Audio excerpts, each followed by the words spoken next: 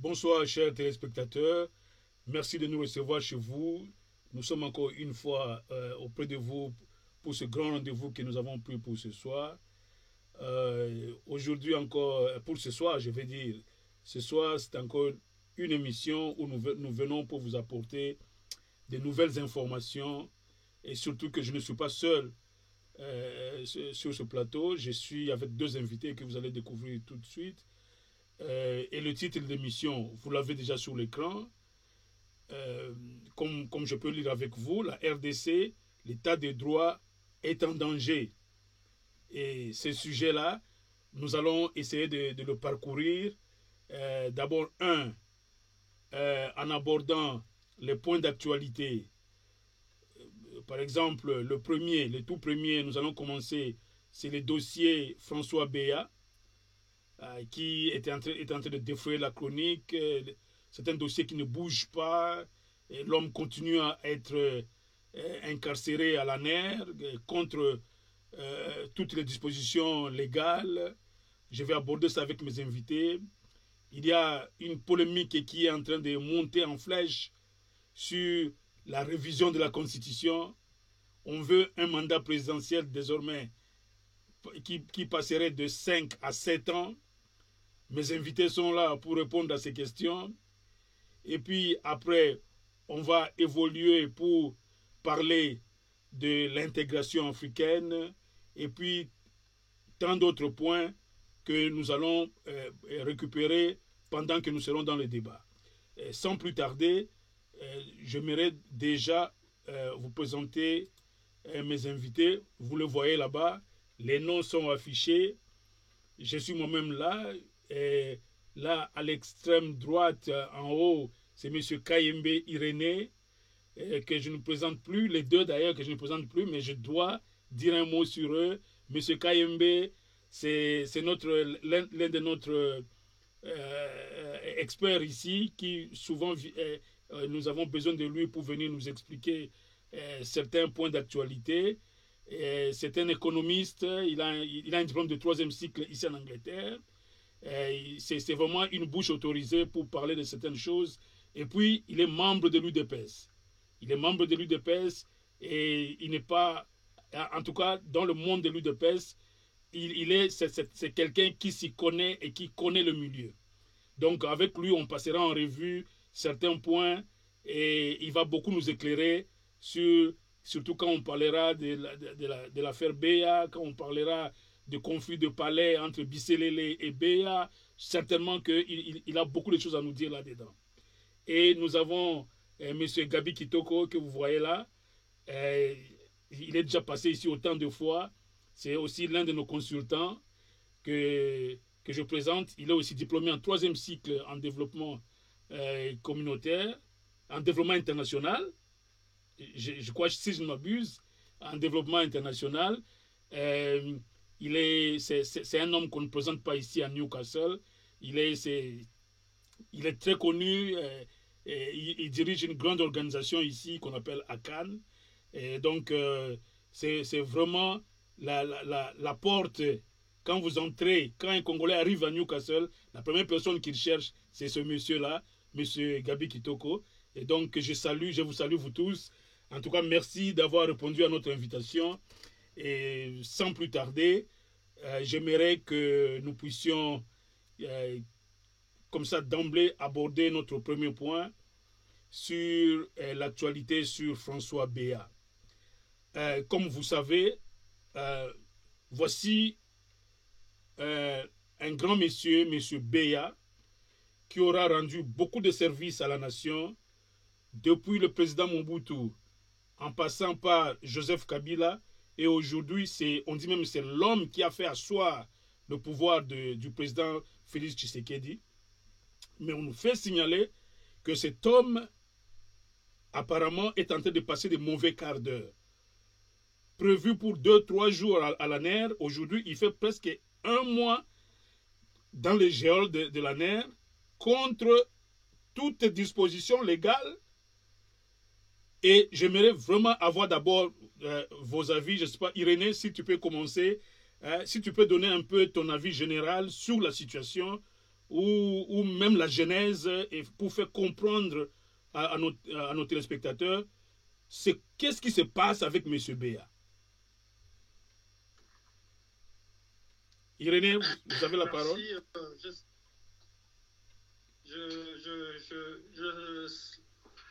Je remercie l'opportunité. Je salue mon co-débatteur Gabi Kitoko. Et je vous remercie aussi de l'opportunité. Alors, pour aller tout de suite dans l'affaire Béa, moi, j'aimerais souligner tout de suite que cette affaire-là, c'est une affaire très sérieuse. Très sérieuse. Je n'aimerais pas qu'on prenne ça à la légère comme nous autres Congolais, nous avons l'habitude de prendre tout à la légère. C'est une affaire très sérieuse. Le malheur du Congolais, c'est que très souvent, nous sommes très très vite. Alors, de manière succincte, je vais présenter cette affaire. D'abord, il faut enlever l'histoire de dire il est détenu en toute illégalité. Il n'y a pas d'illégalité. C'est une affaire de sûreté de l'État. Et en termes de sûreté de l'État, toutes les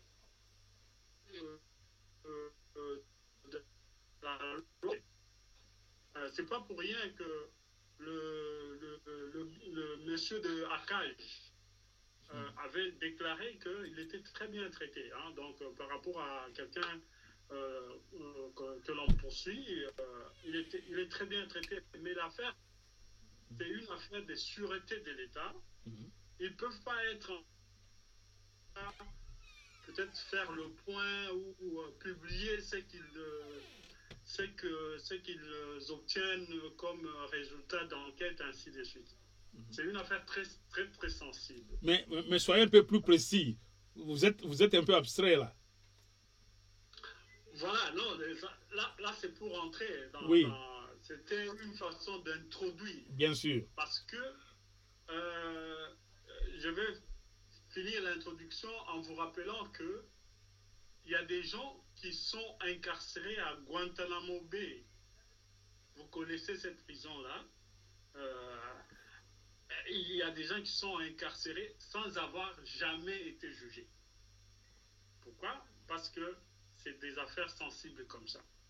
Mais pour revenir à notre affaire de François Béa, il est soupçonné d'avoir été une pièce centrale dans ce qui est appelé comme complot de déstabilisation de la République. Alors, selon Jeune Afrique, que j'ai lu il y a quelques temps après, il était déjà il y avait déjà quelques soupçons qui ont fait que le chef de l'État l'avait déjà mis en disgrâce et puis lui avait enlevé beaucoup d'attributions qui lui étaient, dont il avait la charge et les avait confiées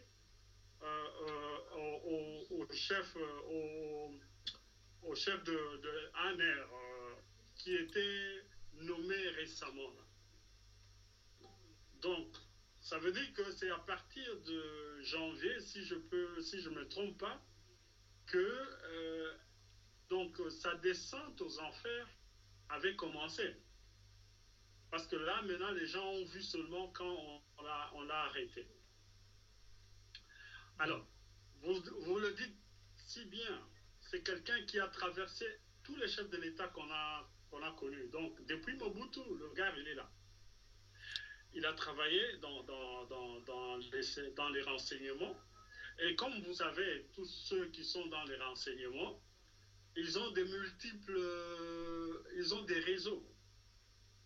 En tant que quelqu'un de renseignement, il peut collaborer avec tout le monde, nos ennemis comme nos amis.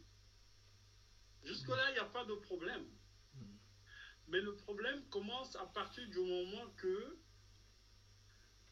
le jour là où le chef de l'État devait quitter Addis Abeba et rentrer au pays, on nous rapporte qu'il est parmi les gens qui ont déconseillé au chef de l'État de ne pas revenir. Parce que le terrain n'était pas bien. À juste titre, parce que c'est pour cela qu'il est conseiller spécial en matière de sécurité. Oui, je suis d'accord. Mais quand on est conseiller spécial en matière de sécurité et quand on est de la trempe de Béa, vous n'informez pas votre chef de l'état du terrain juste au moment où les carottes sont déjà cuites. Parce que le chef de l'État devait retourner au pays, je crois, un certain le 7, si je ne me trompe pas sur les dates. Par rapport aux renseignements qui lui sont parvenus, il s'est décidé de rentrer tôt. Donc, il est rentré le 6. Alors qu'il était déjà dans l'air,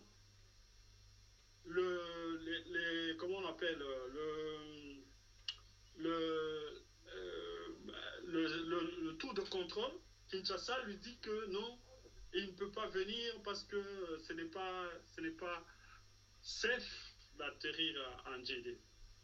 Et lui, en se renseignant à son chef de sécurité, il lui confirme qu'il ne peut pas atterrir. Est-ce que ça se passe comme ça? Donc M. Béa a appelé le chef de l'État quand il était déjà presque survolant l'espace congolais, revenant d'Addis Abeba. C'est à ce moment-là qu'il lui donne le message de ne pas... Oui. Lui, il dira que non, ce n'est pas bien de rentrer maintenant. Et cela sera confirmé par le tour de contrôle, alors que lui, il était déjà en train de voyager. Enfin, il était déjà en l'air. Semble-t-il que ça a pris un peu du temps pour qu'il prenne le temps d'atterrir. Et ça, ça me rappelle, ou ça nous rappellera, lorsque son père, Étienne Tshisekedi, avait fini la campagne électorale en 2011, il a quitté Matadi, il voulait atterrir en Djili, on lui a interdit d'atterrir en Djili, on voulait qu'il aille atterrir à Brazzaville, et finalement il a forcé, il a atterri en Ndolo. Je ne sais pas si vous vous rappelez de cet épisode. Bien sûr, bien sûr. C'est pratiquement un peu le même épisode là qui s'est passé avec ce jour-là. Donc il a fallu au chef de l'État de contacter d'autres personnes. Et c'est à ce moment-là, d'ailleurs, qu'il a envoyé des gens pour aller arrêter Béa. Donc il n'était pas encore arrivé. C'est de là qu'il a donné l'ordre qu'on aille arrêter Béa.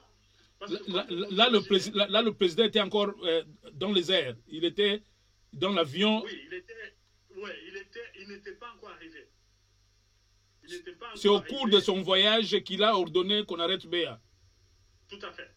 Et alors que Béa n'a fait que son travail de dire, Monsieur le Président, le terrain n'est pas bon, je ne souhaiterais pas que vous atterrissiez ici. En tout cas, retournez d'où vous êtes venu, par exemple. Voilà. Et le président a résisté. Qu'est-ce qui a fait que le président résiste à l'appel de son conseiller spécial en matière de sécurité? Voilà pourquoi je dis, soit nous sommes amnésiques, soit nous refusons d'analyser les faits. Ici, nous analysons d'abord les faits, parce que nous ne pouvons pas aller dans les spéculations. Il y a beaucoup de spéculations autour. Mais quand on analyse les faits, on va dire que dans la trempe de François Béa, avec toute son expérience qu'il a, pour arriver à dire au chef de l'État de ne pas venir en dernière minute, c'est soit il est incompétent, soit il connaissait l'affaire. Il n'y a que ces deux hypothèses-là. Bon, mais De c'est toute là où... façon, le fait qu'on ait appréhendé, Oui. on ne peut pas aller très vite en disant que c'est toujours dans le mauvais. Ça peut être, peut-être qu'on l'a appréhendé pour le protéger aussi. Mais c'est cela. Parce que jusque-là, je ne vois pas encore le mal. C'est que M. Béa aurait fait de mal. Il peut avoir eu une information en dernière minute quand le président avait déjà pris son avion et en route, dans la conversation, il dit « Monsieur le Président, je ne vous conseillerais pas d'atterrir maintenant.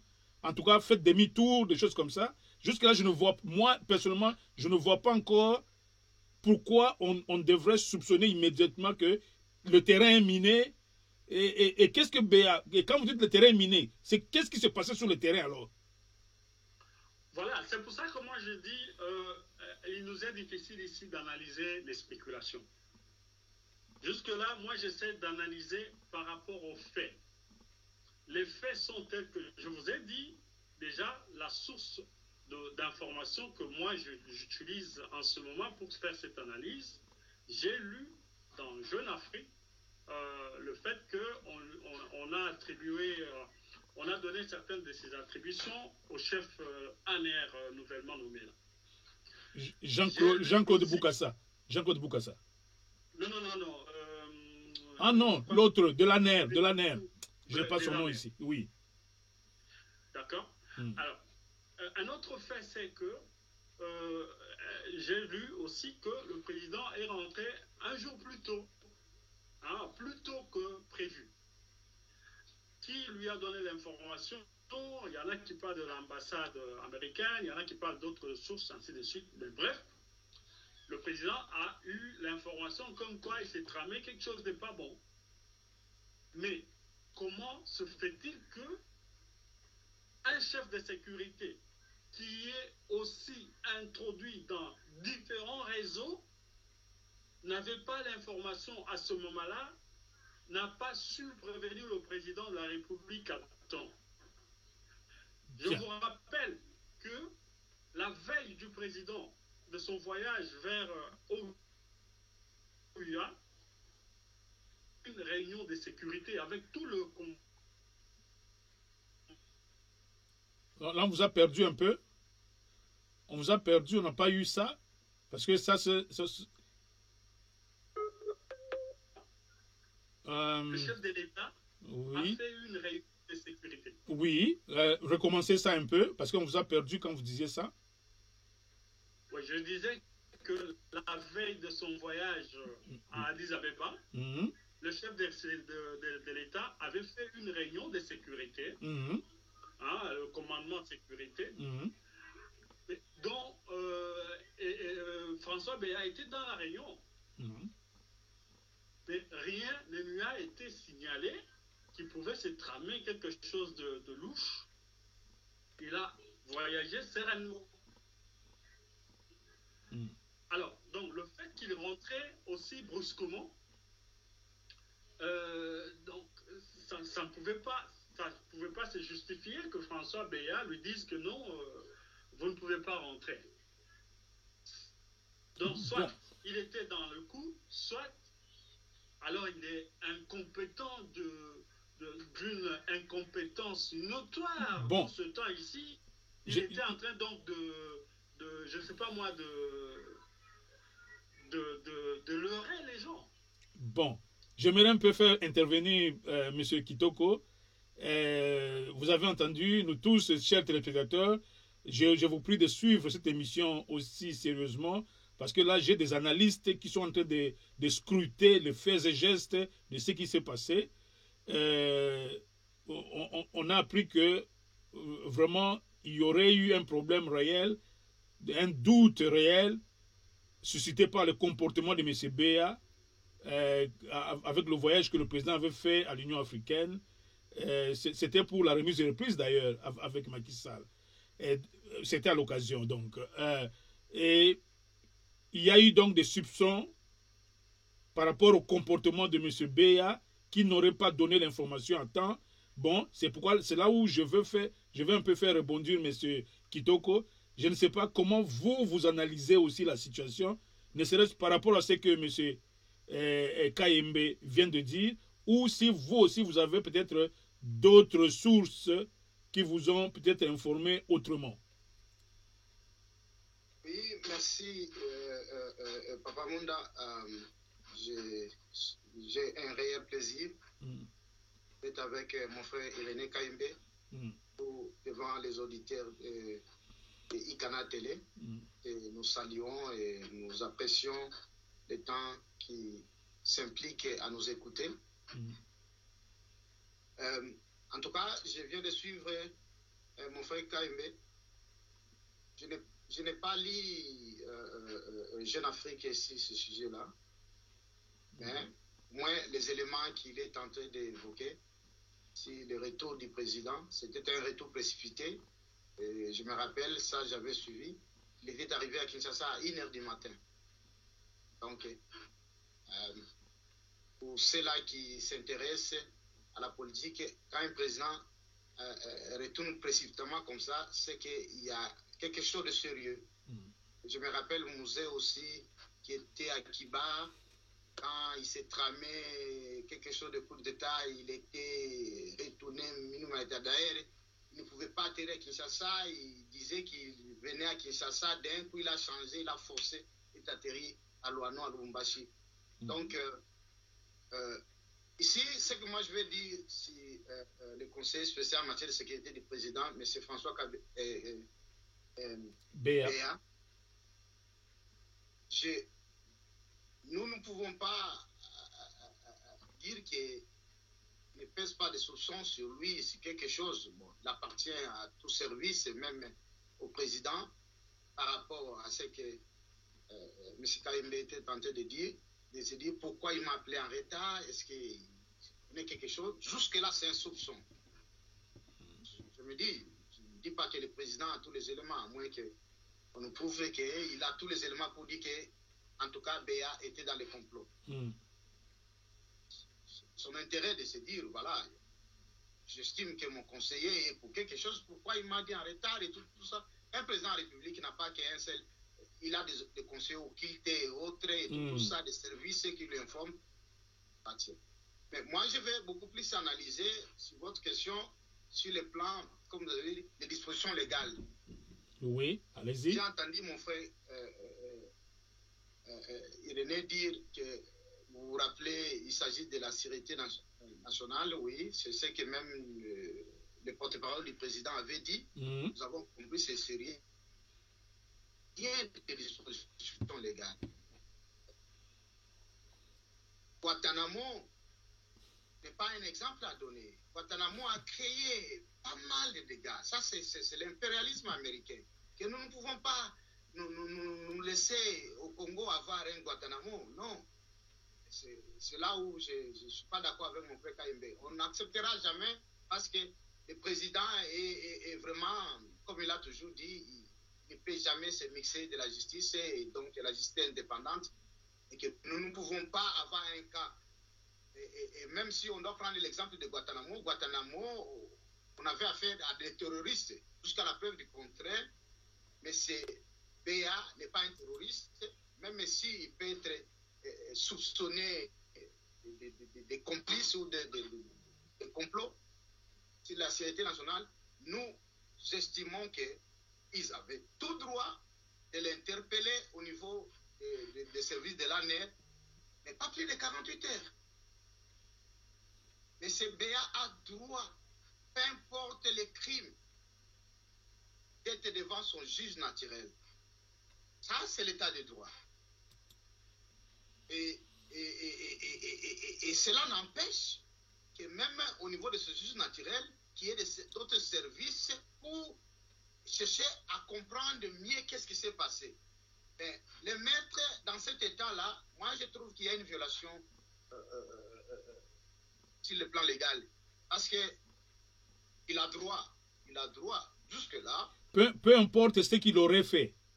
Oui, peu importe ce qu'il aurait fait, il a droit. Moi je crois que même nos services de renseignement peuvent toujours aller à Makala ou ailleurs, là où les messieurs et les contrôler pour qu'ils ne fouillent pas si c'est ce qu'ils pèsent, mais les mettre toujours devant un juge qui n'est pas son juge naturel, donc les gens de l'ANR, nous pensons qu'il y a une violation de droit.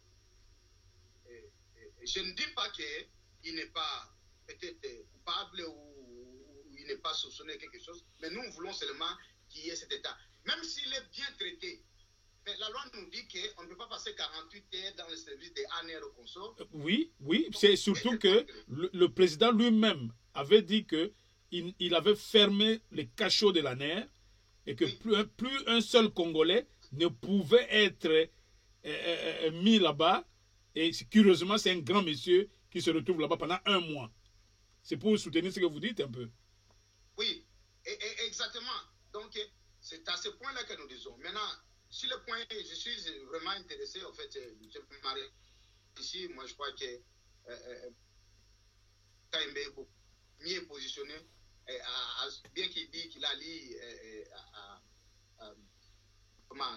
le journal d'Afrique, mais je crois qu'il a aussi d'autres antennes au niveau du pays, en étant membre de l'UDPS. Je suis intéressé de la disposition que le président avait fait. Donc, je peux utiliser le mot arracher. C'est un pouvoir de ce conseil spécial et donné à M. Delaner. Bon, c'est lui le chef, il a tout droit de le faire. Peut-être il soupçonnait déjà ou bien il avait quelque chose, mais nous nous disons, maintenant, on est à ce niveau-là, le président doit être prudent parce que cette affaire consiste, comme a dit M. KMB, la sécurité nationale implique à haut niveau la sécurité personnelle du président, qui est une institution. Je ne parle pas de M. Chilombo, mais je parle du président de la République du Congo. C'est-à-dire que ça implique tout le Congo. Alors, il doit, dans cette enquête-là, parce qu'on est au niveau de l'enquête, il doit plus vite chercher comment on peut mettre, même pas dans une audience publique, parce qu'il s'agit de la sécurité nationale, mais parce que nous avons des magistrats et nous avons des gens compétents, capables de détecter, de comprendre qu'est-ce que le conseil spécial a fait pour peut-être faillir même à ses obligations, à ses devoirs en tant que conseiller du président de la République. Et cela enlèverait des doutes, parce que là, ça alimente des solutions, pas seulement du côté de la sécurité nationale, mais ça alimente des solutions au niveau national. Qu'est-ce qui se passe? Est-ce qu'il y a des conflits directs avec le président de la République? Est-ce que de l'autre côté, KBA, je m'excuse, BA travaillait pour le compte de l'ex-président parce que c'est un ancien collaborateur? Est-ce que, voilà, tout cela risque encore d'envenimer la situation. Donc, nous voulons bien que pendant que les enquêtes continuent, parce que les enquêtes, peut-être, nous ne savons pas, ça peut prendre 3 mois, ça peut prendre 6 mois, mais ça ne serait pas une bonne disposition de laisser ces messieurs toujours dans les cachots de l'ANR. Là, ça serait de l'illégalité. Mais c'est là où je voudrais faire revenir encore M. KMB, pour que, s'il peut être un peu plus précis, parce que selon encore les informations que nous avons lues ou entendues dans d'autres médias, il serait question aussi de certains généraux qui seraient dans le coup. Et même M. Zoé Kabila était en train de faire un déplacement en Afrique du Sud. Il aurait été stoppé à l'aéroport pour ne pas, soi-disant, aller suivre son grand frère, Joseph Kabila, en Afrique du Sud. Ça signifie donc que les services ou les enquêteurs avaient trouvé que Joseph Kabila lui-même était devenu un suspect et que lui-même, Zoé, ne pouvait pas quitter le territoire national. Mais pourquoi tous ces gens-là ne sont pas jugés, ne sont pas coffrés? Et puis, même s'il y avait un complot, mais ce complot, je ne crois pas qu'il y avait seulement une personne dans le complot. Mais pourquoi c'est une seule personne qui paye le prix aujourd'hui? Il n'y a ni Kabila, on n'a même pas appris si Kabila, Joseph, a été interrogé d'une façon ou d'une autre, ou les fameux généraux, que ces différents généraux aussi ont fait objet d'une arrestation de l'ANR. Il n'y a que Béa. Est-ce que Béa seul peut monter un coup contre le chef de l'État? Et puis ça prend plus de 30 jours, mais M. Kayembe. Alors, Donc, merci pour la parole. Oui. J'aimerais d'abord déjà vous apaiser que le régime de Félix Tshisekedi, même s'il n'est pas encore parfait en termes de respect des droits de l'homme, même s'il n'est pas encore l'état de droit que nous souhaitons de tous nos voeux, mais il fait quand même des gros efforts pour cela. Et s'il y avait violation sur le cas de François Béat, je crois que, et la CAGE, vous connaissez tous la CAGE, bien sûr, je crois, sur le droit de l'homme, il y a... Et les associations de droits de l'homme, d'ailleurs, il y a des associations comme pilotées par Ida Sawyer de Human Rights Watch, qui n'aiment pas notre régime, ne nous auraient pas laissé tranquilles. Si jusque-là, ils arrivent pas à dire, ça veut dire que nous sommes dans le bon avec le cas de François Béat. Mais la difficulté ici, c'est que il y a des choses qu'on ne peut pas venir et présenter au public. Le porte-parole du chef de l'État était assez clair là-dessus. Donc, nous ne pouvons pas nous attendre à ce qu'il vienne nous rapporter pas à pas les résultats de l'enquête. Si nous pouvons débattre à ce niveau ici, nous nous basons seulement sur les faits et nous lisons les signes. Parce que en lisant les signes, nous pouvons être capables de comprendre ce qui se passe. C'est justement aussi notre rôle aussi en tant qu'intellectuel ou en tant que cadre de ce pays-là, c'est de lire les signes. Moi, je vous rappelle que dans notre pays, il a été à un moment donné, pendant à peu près 2 ou 3 ans, nous avons eu un chef d'état-major qui était de nationalité rwandaise, que tout le monde connaissait. Kabarebe, oui. James Kabarebe. Et il n'y avait pas de doute du tout parce que le monsieur a commencé à sortir avec une fille dont le copain était camarade à l'université à l'époque. Donc nous avons vécu un peu comment le camarade, on lui a arraché sa copine, donc il s'est caché même pratiquement parce qu'on pouvait l'éliminer pour ça. Donc, mais les gens oublient. Vous pensez que pendant tout le temps que James Kabarebe était chef d'état-major, il y était juste pour blaguer. C'est parce que ils ont pu implanter un système. Quand est-ce que, sur l'histoire, ce système-là a été démantelé? À aucun moment. C'est ce système-là qui a fait le lit de Joseph Kabila, qui a fait 18 ans. Et vous savez combien de temps ils ont pris pour implanter le système. Et dans tout ça, c'est François Béat qui était à la tête de ce système-là ou qui était dans ce réseau-là. Donc, un monsieur comme François Béat, ce n'est pas quelqu'un que l'on arrête à la légère. On arrête ce genre de personnes avec une opération chirurgicale et en prenant tout le temps nécessaire. C'est comme on dit dans le langage financier, too big to fail. Vous savez, quand une banque est suffisamment grande, elle est... Elle peut facilement... Elle peut facilement collapse, comme on dit. Allez-y.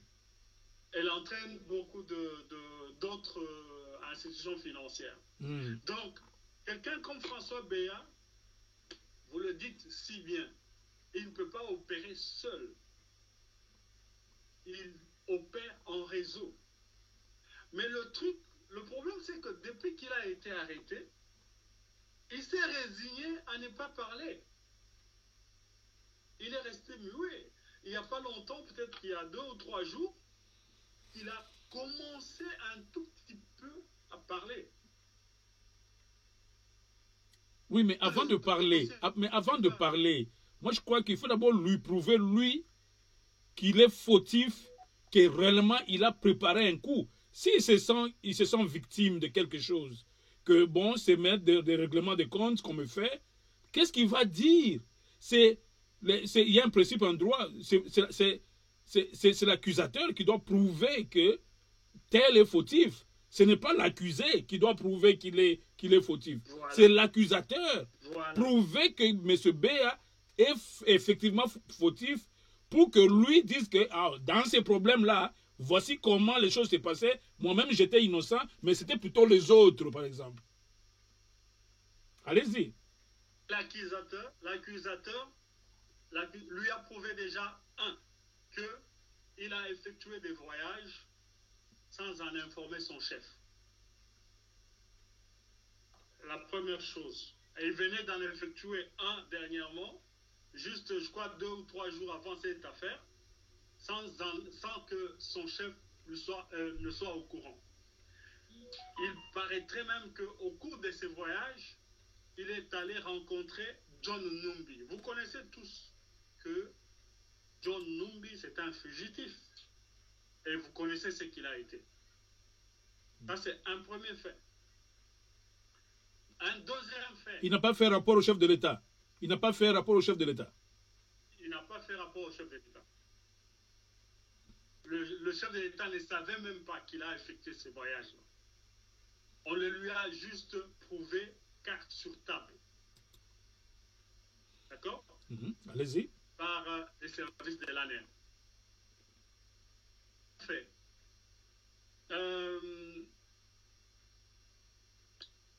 On a saisi son téléphone. Et il est tombé beaucoup de numéros sur son téléphone. On a retracé ces téléphones-là.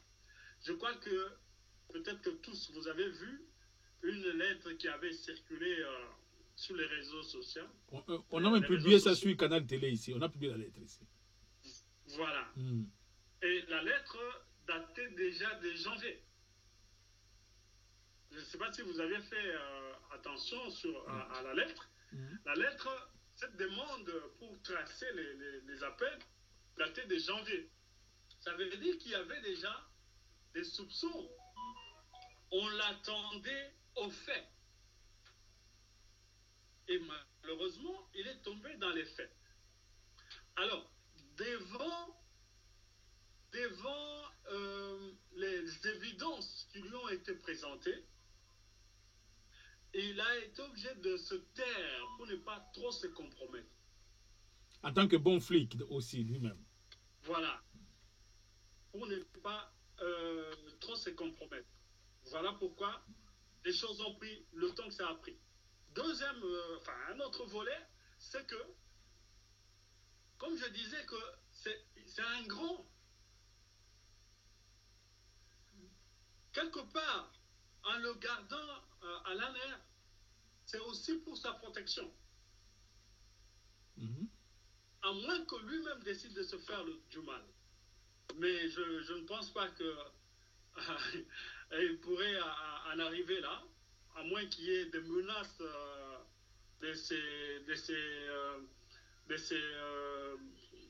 ceux avec qui ils étaient. Mais ce qu'ils ont évité, c'est de connaître le cas que l'on a connu, je ne sais pas si vous vous rappelez, avec Delphin Kayimbi. Ok.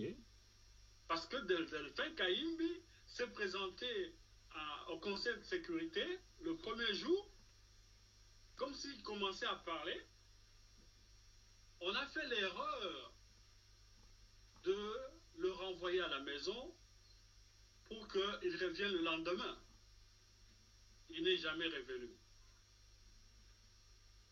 Et c'est dans ce sens-là, d'ailleurs, que j'apprendrai que lui, François Beya, avait refusé qu'on lui assigne en résidence. Parce que lui-même. C'était une autre possibilité, on pouvait le mettre dans la résidence surveillée. Mais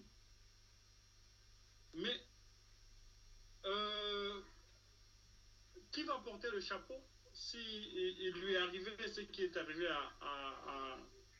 à Kayimbi? Parce que Kayimbi, on lui avait trouvé aussi avec des faits. Tout le monde le sait. Oui. Alors, c'est pour vous montrer un peu l'ampleur de la chose. Mais à part ça, il y a des arrestations qui se font tous les jours ici. Tous ceux que vous citez là, les Kabila, les Joé et tous les autres là, ce qu'ils ne vous disent pas, c'est qu'ils sont assignés à ne pas quitter le pays. Zoé et Kabila. Tous, ils sont assignés à ne pas quitter le pays. Et les fameux généraux. Il y a des généraux qu'on a déjà arrêtés. Okay. Et il y en a qui sont encore sous examen parce que la file est très longue, très longue. D'après le même pamphlet que j'avais lu, on parle de... C'est un groupe qui peut avoisiner une centaine de personnes. Hein. On ne peut pas arrêter toutes ces 100 personnes-là comme ça d'un seul coup, quand même. Je ne sais pas si on se comprend ici. On se comprend. Là où on ne se comprend pas, c'est... Vous dites c'est vraiment un grand coup, c'est quelque chose de très important, où même il y a plus de centaines de personnes qui ont été mêlées. Mais ça a été quoi au juste, M. Kayembe? C'était quoi? C'était quoi? C'était un coup d'État, parce que selon le communiqué de Kasongo Mwema, atteinte à la sûreté de l'État. C'est quoi? C'était creux, c'était vague. Le plan était de déstabiliser le pays, notamment de mettre le chef de l'État de côté. Maintenant, c'est-à-dire un coup d'État. Un coup d'État, voilà. Un coup d'État. Maintenant, ce qui n'est pas encore très connu clairement, c'est on ne sait pas quel ordre ils allaient établir après avoir mis le chef de l'État de côté. C'est ça qui ne ressort pas encore très clairement. Et donc, vous dites que dans cette opération, ouais. C'est donc Beya qui était l'homme clé, ou c'était plutôt comme il assumait la sécurité du chef de l'État, il était plutôt un facilitateur. Mais qui serait la tête de proue? Parce que ce n'est quand même pas Beya qui deviendrait le président demain. On l'a peut-être utilisé comme il tient la sécurité du chef de l'État pour déjouer le chef. Non, ne viens pas, reste encore pour qu'eux ils fassent leur opération. Mais selon vos informations, qui serait la personne qui ferait le coup d'État et qui se proclamerait comme président de la République démocratique du Congo si le coup réussissait? Si vous aviez eu un peu d'informations. Pour être honnête, il n'est pas encore connu qui serait le chef de l'État si le coup réussissait. Il n'est pas encore connu, mais ce qui est en train d'être connu de plus en plus, c'est que les anciens dignitaires du régime passé sont impliqués. Et ils sont aussi arrêtés, au moment où nous parlons. Beaucoup plus les militaires. Les militaires sont arrêtés. Je ne sais pas si vous avez appris que Didier Toumba a pris la poudre d'escampette déjà. Comment il va prendre la poudre d'escampette si il se reproche de rien? Donc, les Kalev, tous ces gens-là, ils sont dedans. Et je vais vous montrer un autre élément, un autre fait qui confirme cet état des choses. C'est que vous avez vu dernièrement, le chef de l'État a fait des nominations des ambassadeurs. Première nomination, il a envoyé son chef de protocole de longue date. Ah, son beau-frère. Son beau-frère. Nyakeru à Nairobi, oui. Ouais. Vous pensez vraiment que c'est pour rire? Le beau-frère qui était supposé être l'homme de confiance, le plus sûr, le plus expérimenté, mais c'est lui qu'on met au garage. Envoyer quelqu'un dans une ambassade comme ça, l'enlever de la présidence, c'est le mettre au garage. Ah bon? C'est éloigné. Ah, je ne sais pas comment vous lisez ce signe-là, mais moi je le lis comme étant un éloignement. C'est que si son beau-frère pouvait être dans le coup, c'est que Madame Nyakeru serait en mauvaise posture aussi. Tout à fait. Donc, moi j'analyse les faits. Hein. Allez-y, allez-y. Nous sommes là pour ça. Je ne peux pas aller dans les spéculations comme tout le monde. Nous sommes là pour ça. J'analyse les faits et les signes. D'accord? Alors, donc, ça c'est un premier fait ou un premier signe. Un deuxième signe, on a changé l'ambassadeur, notre ambassadeur en Afrique du Sud. Pourquoi? Parce que l'Afrique du Sud était en train de se constituer l'arrière-base pour tous ces anciens dignitaires. Vous savez tout ce qu'on a essayé d'attraper, de mettre la main sur Tambwe Mwamba. Il a fui, il est, je ne sais pas moi, en Belgique ou quelque chose comme ça, où il fait même des déclarations comme quoi il n'est pas congolais, il a la nationalité belge, patati patata. Mais vous savez combien de fois il se rend en Afrique du Sud? Il ne s'y rend pas pour des villégiatures. Hein. Lui, Kabila, il se rend en Afrique du Sud. Le ministre de la décentralisation éternelle, Rouberois. depuis qu'il n'a plus été ministre, il est en Afrique du Sud. Tout celui qui est au pays, qui se dit soit il ne se sent pas bien, il est malade ou tout ça, c'est l'Afrique du Sud hein, où ils vont. Donc, tous, ils se retrouvent en Afrique du Sud. Et selon certaines informations, Kabila aurait une ferme dans comment on appelle ça, Cape Town. Cape Town. Il aurait une ferme, on a même donné des noms, où ils se réunissent tous régulièrement. D'accord? Si font comme ça, ils font des va-et-vient, vous vous rappellerez aussi d'ailleurs que Delphin Kaimbi ou Delphin Kiimbi, je ne sais plus le nom, il avait des contacts en Afrique du Sud à partir desquels il devait être ravitaillé en équipement de télédétection.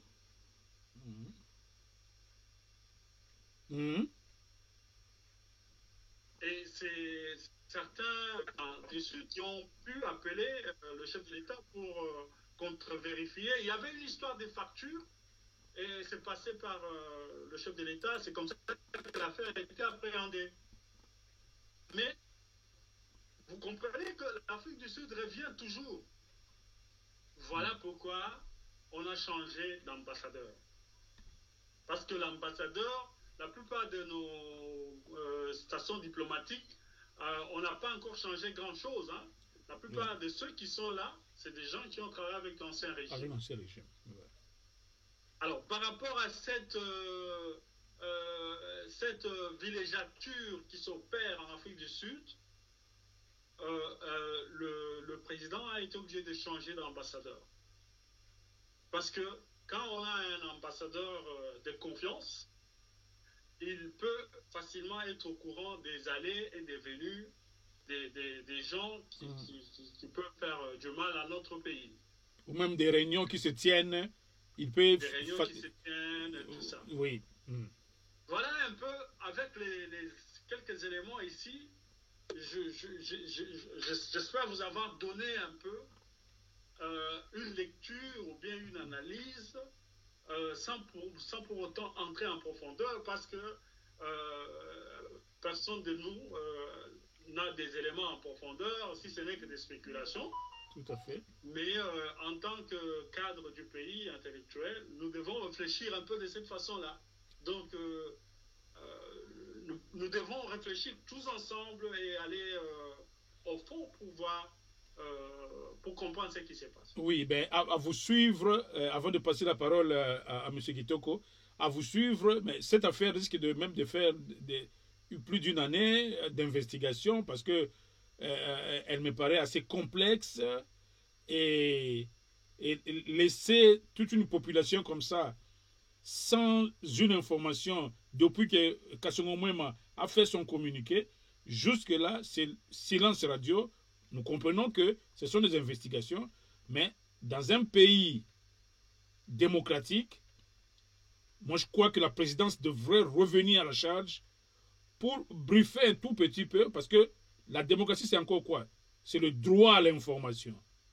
Vous ne donnez aucune information. C'est le silence radio. C'est vrai, on ne veut pas déranger les enquêtes, mais c'est un peu pour rebondir avec ce que M. Kitoko a dit.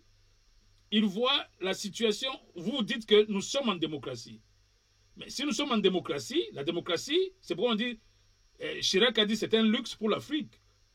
Parce que même dans ces conditions, s'il faut informer le peuple, donnez quelque chose au peuple. Parce que là, vous lui devez quelque chose.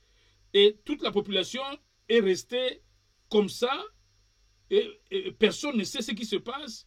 Et voilà comment, peut-être dans vos réseaux à vous, vous avez glané des petits riens que, je ne dirais pas des petits riens, des grandes informations, mais le réseau officiel est resté muet, mais on voit le président qui est là, faisant son business comme toujours. Il a été à Oyo, et il a invité Museveni dans le cadre de l'accord d'Addis Abeba, il était à Kinshasa, tout va bien, alors que le pays est passé à côté d'une catastrophe.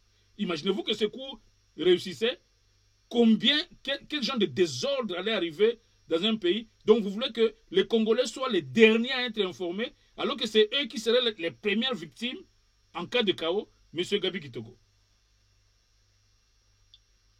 Merci beaucoup. En tout cas, pour moi, je réalise que je suis beaucoup plus là en train d'écouter mon frère Kaimbe avec son exposé vraiment éloquent et puis des grandes révélations. Mais ce qui m'apparaît en tant qu'observateur et analyste, je me dis comment un cadre comme M. Kaimbe, qui n'a pas de job au pays, et approfondir des analyses à ce niveau-là, alors que les cadres qui entourent le président, qui sont au pays, analysent cette affaire. Je m'excuse de dire que ce qu'on nous présente est banalisé. Alors que je tombe d'accord avec vous. Et tout analyste va comprendre qu'il se trame quelque chose. Que ce soit du cas du chef lui-même, que ce soit ses collaborateurs, il banalise comme si rien n'était. Alors pourquoi certains des Congolais estiment que, bon, est-ce qu'il y a des combines ici entre ces gens et... Parce que nous ne comprenons rien. Comme venait de conclure Papa Munda par son exposé après votre intervention, c'est dit, le chef fouet ailleurs et consort, alors que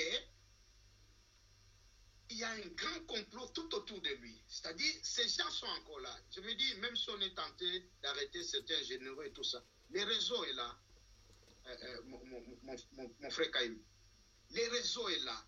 Si c'est l'ambassadeur de l'Afrique d'ici qu'on l'a remplacé, consort, mais je me dis qu'au niveau du pays, les chefs continuent toujours à travailler avec des collaborateurs proches de l'ancien régime. Voilà. Que plus de 4 oui. qui l'entourent sont toujours les mêmes. Alors que, comme vous êtes en train de présenter ce fait-là, nous ne voulons pas que Fatih copie le maréchal qui pouvait faire un grand chambardement. Partout, même aux États-Unis, il y a des complots au niveau de la CIA, chambardement. Je crois on assisterait justement à un chambardement. On assisterait à un chambardement. Là, déjà, pourquoi ça ne se fait pas? Ça prouve directement qu'il y a un grand complot. Mais si nous ne voyons pas ces changements, nous voyons toujours les poches collatérales. Oui, mais c'est Zoé, même si on l'a interpellé, on l'a interdit de sortir, c'est un monsieur qui est libre, qui se déambule avec des millions et consorts. Nous n'en voulons à personne, mais au niveau de la sûreté, on devrait parfois même saisir certaines personnes. Même aux États-Unis, l'état de droit n'exclut pas que quand il y a des soupçons pareils qui pèsent, on va. Mais il n'y a pas ces signaux au niveau du public. Alors nous disons, est-ce que réellement ce que vous êtes en train de présenter là, M. Kayum, est-ce que c'est ce que réellement les gens du pouvoir croient? Parce que si le président était en danger et le pouvoir que les Congolais ont donné à M. Chilombo est en danger, il devrait maintenant leur montrer, il dit que non, on veut faire un coup d'État. Nous sommes en démocratie, un coup d'État, ça serait pas seulement remplacer les chefs, mais ce serait, c'est-à-dire, bafouer la démocratie. Alors, ces signaux-là, au niveau des officiels, nous ne recevons pas. Cela, nous disons que bon, attaque à oui, ben, il doit y avoir quelque chose pour arriver. Mais c'est Béa, moi je me dis, le président savait très bien et le parcours de Béa, et comme tant d'autres, mais il les a approchés. Je me dis, il a aussi ses stratégies et consorts. Mais il ne faut pas attendre jusqu'à ce que peut-être vous êtes paralysé maintenant pour se réveiller. Combien déjà, même au niveau de l'Union sacrée, partout, c'est encore les FCC, si pas les PPRD, qui dirigent.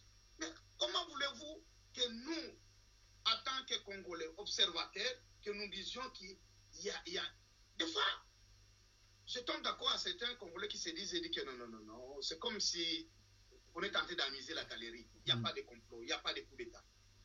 Parce qu'un coup d'État, ce n'est pas, il faut être Mobutu ou peut-être Moussé qui était un rebelle pour déjà dire, taper sur la table pour dire, pas question, on doit arrêter l'autre, on doit arrêter en vrac. Vous savez pourquoi vous avez parlé de James Kabarebe, bien que la plupart des Congolais n'ont jamais suivi Mouzé. Quand Mouzé est tenté à Kinshasa, la première rencontre avec les officiers militaires de l'ex-phase, Mouzé les a bien dit. Et il a présenté James Kabarebe, il dit que non, c'est un étranger que je l'ai mis parce que j'étais encore rebelle et je ne pouvais pas tendre la main vers vous. Et je devais faire recours aux étrangers qui m'accompagnent. Maintenant, je suis au pouvoir, nous devons former l'armée avec vous. C'est nous a reconnu, même si on a taxé, parce qu'il n'avait pas d'autres, ce sont les gens qui ont mis. Maintenant, si on sait très bien que James Kabarebe a laissé le réseau, mais on continue à fermer les bras pour entendre jusqu'à ce qu'il se déclenche des faits. Nous comprenons très bien un type comme Kalev, un type comme John Numbi, qui disparaissent dans la nature. Sûrement, M. Béa, en tant que flic, comme aime appeler M. Moun, il doit avoir des contacts. Vous savez, il doit parler même avec des sorciers. Il doit parler avec les sorciers. Bon, peut-être au niveau, là, il n'est pas en contact avec les chefs. Mais encore une fois de plus, même nous vous présenter, des fois on se dit, est-ce que les chefs sont au courant de ça? Mais s'il est au courant de ça, il devrait, avant même ce complot, déjà taper si, ou même directement remplacer Béa. Qu'est-ce qu'il entendait avec tous ces soupçons? Alors nous disons, moi, des fois, quand je recueille, je fais non, c'est la chose, je dis que non, il y a quelque chose, et il y a un danger. Même les Congolais, les Congolais étaient les premiers d'ailleurs, quand Fachi formait un peu son équipe et tout, et que quand même il avait maintenu Béa à l'époque. Les Congolais ont crié au scandale. Il y avait Kalev au renseignement, à l'ANER, il y avait Béa, conseil spécial, il y avait un Bissel, et puis même Bisselele. Qu'est-ce que Bisselele fait à côté du chef de l'État? C'est plus que même ça. C'est plus que même ça. Vous parlez tout d'abord les Congolais, c'est peut-être à l'écart. Ouais. Mais les membres de l'UDPS, quelques cadres, je cite le nom de Yokason, un cadre. Dans l'affaire Kabundi, il a dit que le président balaye sa cour. C'est ce que nous disons aussi. Bon, peut-être les gens pouvaient nous dire, oh, non, vous ne connaissez pas la réalité, mais les gens de l'IDPS. Ou alors, c'est vrai, c'est que Fachi fait preuve d'apprenti sorcier au sommet de l'État. Non, je ne sais pas si je peux intervenir. Vous voulez rebondir? Bon, rebondissez alors avant que M. Guito continue. Rebondissez alors. Voilà. C'est un débat. Je voulais rebondir pour dire que je comprends très bien la préoccupation ou le souci de mon frère Kitoko, enfin, comme le souci de tout le monde, évidemment. Nous venons de très loin. Nous ne voulons pas que ce genre de choses, de situations arrivent tout d'un coup et tout bascule. Mais il faut faire confiance à Fachi. Et il faut bien observer Fachi, il faut observer ses méthodes de travail. Parce que moi, quand je l'observe, moi, je me dis, c'est vraiment le fils de son père. Il a les mêmes méthodes que son père. Les mêmes réflexes avec le père. Les mêmes réflexes avec le père. Allez-y. Mais il est mieux que son père. Oh, vous osez le dire? Oui, j'ose le dire parce que lui, le père, comparé au père qui était très radical, lui, il est très diplomate. Il est très diplomate et lui-même l'a dit, il aime se faire passer pour un idiot.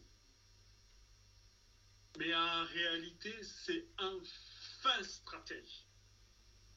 C'est un fin stratège. Comment ça? Comment ça? Expliquez-nous. Expliquez aux téléspectateurs. Oui.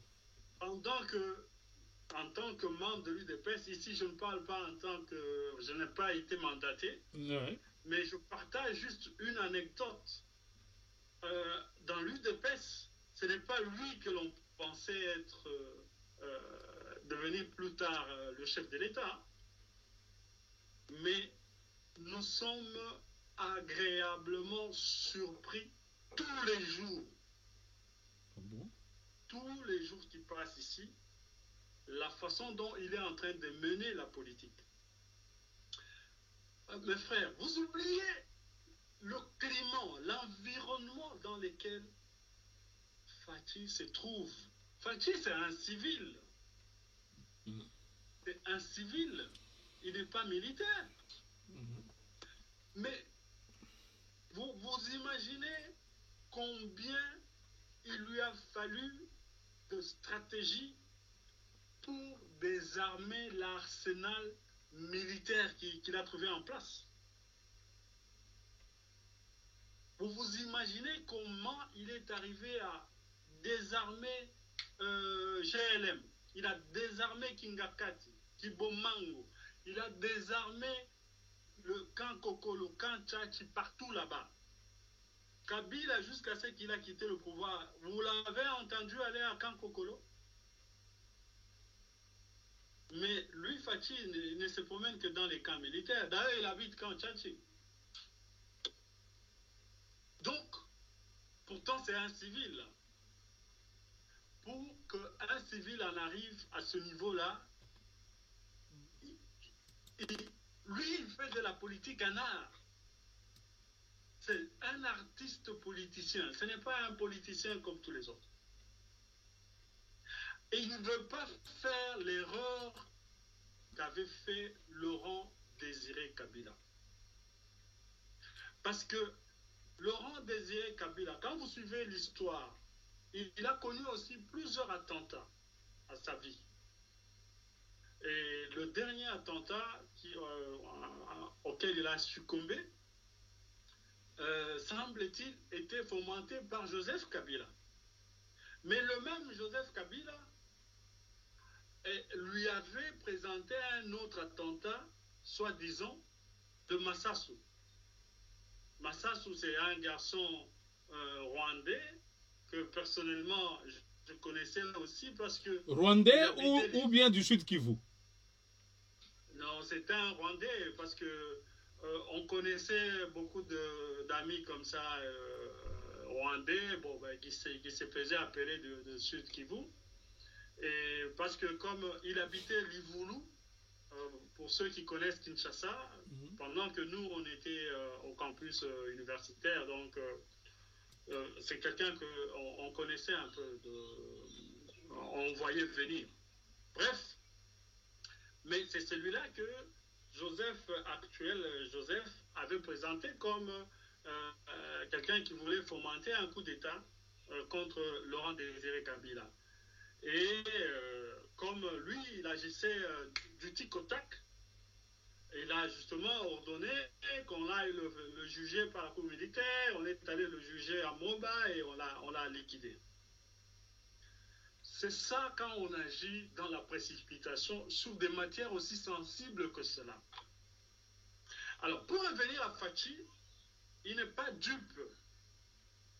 Il est tout simplement conscient de la gravité de la situation, d'une part. D'autre part, c'est quelqu'un qui aime le Congo. C'est quelqu'un qui aime les Congolais.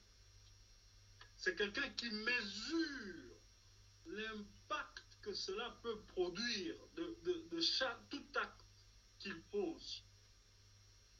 Voilà pourquoi il prend du temps, il prend son mal en patience. Parce que depuis qu'il est au pouvoir, vous savez combien de fois on a attenté à sa vie. Là, on s'attarde à lui, ça Fachi, parce que... Lui, Fachi, déjà, a déjà échappé à des... Il a échappé plusieurs fois. On s'attarde ici parce qu'il s'agit de François Beya qu'on a arrêté. Vous avez oublié l'histoire de Antonov, octobre 2019.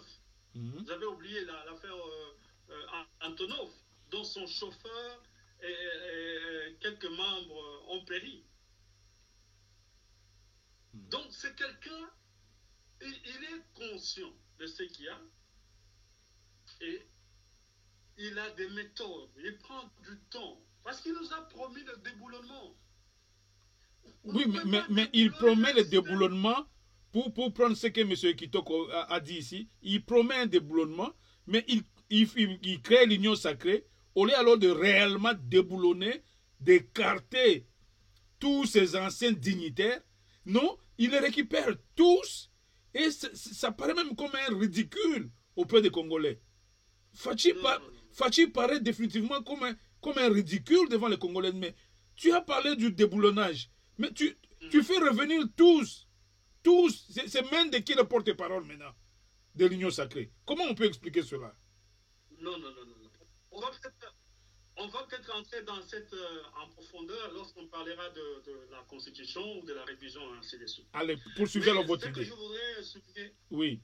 Ce que je voudrais souligner ici, c'est que le fait que Fachi soit tactique et méthodique, et dans sa méthodologie aussi, non seulement il essaye d'être pédagogique, mais il essaye aussi de donner la chance à tout le monde. Parce qu'il est convaincu que si tu es vraiment congolais de père et de mère, tu vas vouloir assez que les choses marchent dans le bien, dans le bon sens pour ce pays-là. Tromper une fois, deux fois, trois fois, mais quand ça devient plusieurs fois, comme on dit en latin, c'est diabolique. Alors, c'est ce temps-là qu'il donne aux gens pour que les gens essaient de changer. Peut-être que vous semblez penser qu'il est en train il est laxiste, il ne fait rien. Parce que vous avez remarqué qu'il y a des gens qui possèdent des antivaleurs, même dans l'UDPS. Même dans l'UDPS. Mais s'il se met à couper la tête de tout le monde, finalement, il va devenir dictateur, non? Il essaie d'amener tout le monde avec lui, mais dans la marche, il y a toujours des gens qui ne sont pas forts à bien marcher. Il y en a qui vont trébucher, il y en a qui vont tomber. Mais vous ne les abandonnez pas parce qu'ils ont trébuché, parce qu'ils sont tombés. Mais je crois que ce discours-là, c'est bien beau d'entendre ce discours. Ici, nous sommes dans une situation sensible, nous sommes dans la haute sphère politique. Dans la haute sphère politique, on ne s'amuse pas. Voici, Fachi, on parlerait du Fachi maintenant au passé. Donc quand vous dites que non, c'est seulement un homme patient, et il est là, il sait ce qu'il fait, il aime le Congo, et que non, laissez ses ennemis rôder autour de lui. Mais les jours, ils font leur coup. Vous dites bien que Kabila a une ferme en Afrique du Sud, où tous les Tambouemouamba vont, et les Numbi vont faire leurs réunions là-bas, et tout. Mais ces réunions-là, mais un jour, tout ce qui se disent là, ça va aboutir. Et lui laisse faire. Il a un service de renseignement. Pourquoi il ne stoppe pas ces choses-là? C'est toujours dans son grand cœur. Oh non, il aime le Congo, il aime les hommes et tout. Je vais faire rebondir M. Kitoko. Non, non, non. Non. Oui, bon, allez-y avant que je... Quand la forêt pousse, oui. Quand la forêt pousse, elle ne fait pas de bruit. Quand les arbres poussent, ça ne fait pas de bruit. Fachi est en train de former et l'armée et le service des renseignements. Vous avez vu juste un tout petit peu de ça quand les nouvelles unités sont allées à l'Est. Les unités qu'on a formées à Kamina. Dans sa garde rapprochée, il a des nouvelles unités qui sont venues d'Israël, des États-Unis, d'ici et là, tout ça. Ce qu'on appelle les Chikata. Vous connaissez très bien. Mais ce genre d'action-là, ça ne fait pas beaucoup de bruit. C'est comme les arbres qui poussent. Fachi est arrivé. La présidence a été constituée par Vital Kamerhe et peut-être que vous oubliez. Mais Vital n'est plus. Mais pourquoi il n'a pas revu les choses? Oui, mais c'est ça que je dis. Le déshabillement de Saint-Paul pour habiller Saint-Pierre. Voilà pourquoi il le fait méthodiquement. Et puis, comme mon frère Kitoko l'a si bien souligné, c'est un chef d'État. Il n'est pas obligé de rely seulement sur le cabinet là de la présence que vous tous vous connaissez. Il peut avoir des cabinets obscurs. Il peut avoir des lobbies obscurs. Il travaille avec combien de personnes de haute facture? Vous pensez que c'est de son cabinet là que lui viennent toutes ses connaissances sur comment aborder la Constitution, comment faire ceci, cela? Non! Il travaille avec beaucoup de consultants en privé. Et il en a le droit, c'est un chef de l'État. Alors, vous voulez la cosmétique. Non, lui, il n'est pas dans la cosmétique, il est dans les vraies choses. Dans le consistant. Nous aimons le fanfaronnade au Congo, c'est ça le problème.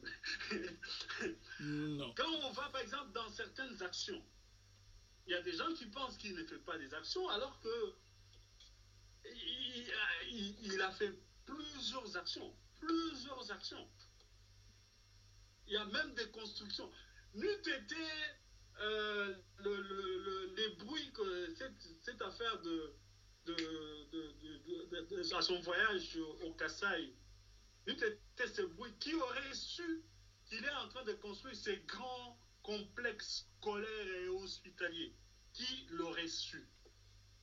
Maintenant que les gens l'ont su, le débat n'est plus sur il fait quoi?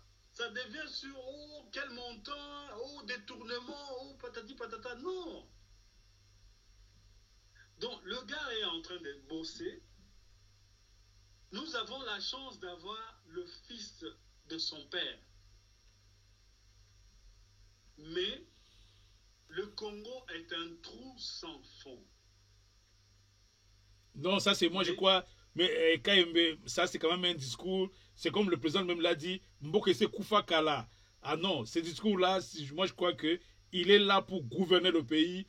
Il est là pour poser des actes positifs, pour faire avancer le pays. Et toute sa stratégie, comme vous le décrivez là, le Congolais n'a pas le temps. Le Congolais n'a pas le temps. C'est qu'alors Fachi, il est déconnecté avec son peuple. Lui devait être en symbiose avec son peuple. Parce que ce que vit le peuple aujourd'hui, le peuple ne se retrouve pas. Alors que le président, lui, il est plutôt dans une logique, oh non, je vais mollo. Le Congolais, ils n'ont pas une seconde à perdre. Je ne sais pas. Non. Je voudrais que M. Kitoko rebondisse un peu. Il est resté trop calme. Non, je suis en train de suivre, comme je me dis. Allez-y, oui. Je sais que dit mon frère Kayembe. Oui. Vous savez, je vais rebondir en disant, comme disait Machiavel, la fin justifie les moyens. Vous savez, M. Kayembe, c'est mon souhait que Fachi réussisse, mais il ne faut pas aussi qu'il tombe sur son oreiller disant que je suis le plus stratège. Parce que l'histoire nous donne les leçons. J'avais suivi un des conseillers de le premier ministre Lumumba, qui était un Belge. Quand Mobutu commençait, en étant aux côtés de Mobutu, planifier son coup. Et Lumumba prenait à la légère. Mobutu, ce conseil a dit, il est venu 2 fois. Même jour, il entre là, il dit, oh non, il dit, non, j'ai besoin de boire et tout ça. C'était déjà des états il ne pouvait pas être chez le premier ministre, bien que son collaborateur. Comme il était comme aussi un fils, Lumumba, surtout sa femme, la femme de Lumumba prenait Mobutu comme leur fils. Il pouvait entrer. Et Lumumba dit, qu'est-ce qu'il y a? Oh non, je vais boire. Il dit, non, mais prends, si tu es déjà fatigué, prends, bois et puis pars. Puis il dit que non, ah, vous arrêtez tous au nom de l'armée, tout ça. Hein? Lumumba prenait à léger. Le conseil dit, ah, excellence. Ce qu'il dit, c'est n'est pas, c'est pas quelque chose à prendre à léger. Oh non, Mobutu, c'est un homme de confiance, il n'y a rien. Il est parti, il revient le même jour. Il dit, selon le haut commandement militaire, au nom de l'armée, je vous arrête tous. Et Lumumba dit que non, je réalise maintenant que tu es ivre. Mobutu, allez, parle maintenant. Et il faisait comme à son enfant. Alors que Mobutu prenait le courage, il dit, est-ce que j'arriverai devant lui un jour à lui dire, je t'arrête et tout ça. C'est ce qui est arrivé.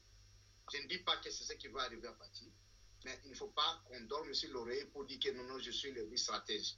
Comme a dit Bamunda, si ces gens-là sont en train de se déambuler et ils sont libres et ils ont des actions au pays, plus que même les camps du président. Celui qui a l'argent, je me rappelle du premier discours de Mobutu, quand il a pris le pouvoir, c'est-à-dire que non, les forces d'argent doivent savoir avant tout que Mobutu était un militaire, parce qu'il savait très bien que les forces d'argent, c'est qui a poussé que Mobutu, il a influencé même Kasavubu pour qu'il révoque Moïse Tshombe, parce qu'il savait que Moïse était argentin. Moïse avait beaucoup d'argent, Tshombe. Alors c'est celui-là que Mobutu craignait que Kasavubu. Quand Kasavubu l'a mis à côté, maintenant il était en face de Kasavubu, il a pris comme un enfant. Allez, il était en train de prendre son bain directement, coup d'État, il n'est plus président. Donc nous disons tout ça, il ne faut pas aussi que nous... J'aimerais bien connaître cet optimisme et soyez toujours rassurés que Fachi va réussir, mais il se pèse. D'après ce que vous êtes en train de décrire là, moi je me dis, tout peut arriver. Tout peut arriver. Parce que ces gens-là, ils sont libres, des électrons libres. Moi je dis, ils ont des antennes qui sont dans la maison de Fachi. Alors, si on doit tout prendre que non, donc voilà, il est un fait stratège, je me dis, c'est pas jouer aussi à la prudence. C'est tout à fait, parce que là, nous devons évoluer. Et je sais que ce dossier dont nous parlons, il est encore dynamique. On reviendra quand on aura un peu plus d'éléments encore. Mais seulement, nous retenons.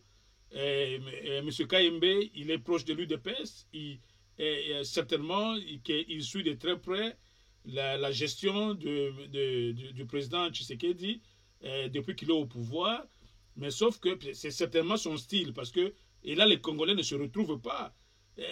Il s'entoure des gens de Kabila, il est le premier à soupçonner son proche collaborateur, certainement.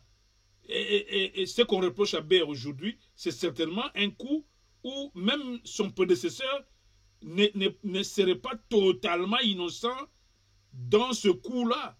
Parce que quand on parle de Numbi, on parle de tous ces... de Kalev. Mais il n'y a qu'un nom qu'on se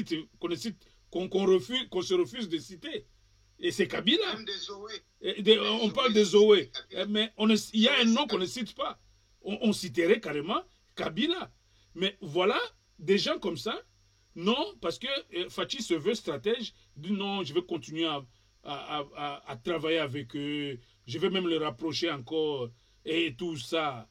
Mais moi, je crois que en politique, on veut bien qu'il soit stratège, qu'il soit diplomate, mais en tout cas, Fachi est en train de jouer avec le feu. Je vous donne peut-être la dernière fois la parole pour ce sujet. Papa Kitoko, vous voulez rebondir? Oui. Oui, juste pour montrer un autre angle que nous sommes en train d'analyser. Yeah. Il faut comprendre aussi que ces gens-là, non seulement sur le plan de sécurité, ils sont face à leur adversaire, donc, qui est le pouvoir de Fachi, et Fachi lui-même, mais aussi sur le plan économique, ils sont en train de saboter son action. Si nous crions que non, mais les choses ne changent pas, vous croyez que c'est Fachi vraiment dans tous ses calculs? Parce qu'il a des adversaires qui savent très bien que pour que nous arrivions à avoir la voie de l'atteindre, nous devons saboter l'économie. Parce que du côté là, même les peuples là ira. Donc, tout ça, il faudrait qu'il y ait... Pourquoi? Parce que quand les peuples disent oh non, mais il ne fait rien, nous sommes, voilà, il n'y a pas d'électricité, il n'y a pas d'eau, il y a tout ça. Et à peine ici, 3 jours, tout Kinshasa a été prêt à être submergé de l'eau de pluie. Donc, vous voyez tout ça, dans un pouvoir, c'est de l'insécurité totale. L'insécurité totale, c'est-à-dire que l'ennemi pète du camp, mais vous restez, est-ce qu'il va faire? Donc, même les peuples, c'est comme ça que les Congolais acceptaient l'AFDEL, parce qu'ils disaient, vous êtes tentés de nous tuer. Voilà. Venez même, peut-être vous allez nous ressusciter. Donc, nous devons analyser tout ça. J'interpelle vraiment l'UDPS et au président. Tout à fait. Prendre ça à la légère, sinon le peuple se rangerait du camp de l'adversaire parce qu'il s'est dit, voilà, il ne fait rien. Bien sûr. Et puis aussi, quand vous allez dans les entreprises, tous ceux qui sont là-bas, c'est des proches de Kabila. Non seulement vous les laissez aux affaires, mais vous leur donnez l'opportunité de se faire de l'argent. Et quand ils se font de l'argent, donc ils deviennent forts, tous les coups sont permis. Donc c'est des gens que le président, en tout cas s'il peut suivre cette chaîne ici, mais c'est des gens à mettre en chômage. D'abord, quand vous les mettez en chômage, ils vont s'appauvrir, donc ils vont s'affaiblir. Et puis, mettez les nouveaux, mettez ceux qui vont accepter votre vision, et puis vous allez tout droit. D'accord avec M. Kitoko, avec cette partie d'analyse. Pour finir ce point, M. Kayembe, si vous avez quelque chose à ajouter avant qu'on passe à cette question sur la révision constitutionnelle. Bon, voilà, merci en tout cas encore une fois. Je comprends totalement. Vous avez évidemment raison. Hein, si sa gestion vous donne l'impression qu'il est en train de prendre beaucoup de temps. Mais moi, je voudrais juste ici vous rassurer que l'impression que vous avez de dire qu'il prend du temps, ça s'appelle de l'impatience. Si vous avez de l'impatience, ça veut dire que vous avez de l'espoir. Vous êtes convaincu qu'il peut faire quelque chose. Il a le potentiel de faire quelque chose. Et justement, vous avez raison de penser de cette façon-là parce qu'il a le potentiel et il va le faire. Sauf que le terrain est vraiment très dur. Mais aussi, comme Mobutu le disait, le président de la République n'est pas un magicien. Seul, il ne peut rien. Mais nous avons un peuple amorphe. Un peuple amorphe. Oh, Boké Tchalobaka, quel peuple. Pourquoi? Parce que, prenons l'exemple de Kinshasa. Est-ce qu'il faut vraiment que le président agisse pour que le Quinois qui vit dans les immondices, dans la saleté, dans tout le reste, retrouve la conscience de vivre dans la propriété? Il faut vraiment que ce soit Fachi qui agisse. Non, mais sur ce plan, moi je crois que le temps devrait être donné par le pouvoir. Ici, si en Europe... Mon frère, là, on ne peut pas le mousser. Voilà pourquoi Oui, moi je crois que c'est d'abord le gouvernement qui doit bien curer les caniveaux, faire de la propriété, et puis maintenant éduquer la population à commencer à poser des histoires dans les bines, comme ici on met dans les poubelles ici. Moi je crois que ça, il y a de l'argent pour rendre le Congo propre, mais c'est comme si Fatih ne travaille pas dessus. Vous êtes en train d'occulter la responsabilité de la population.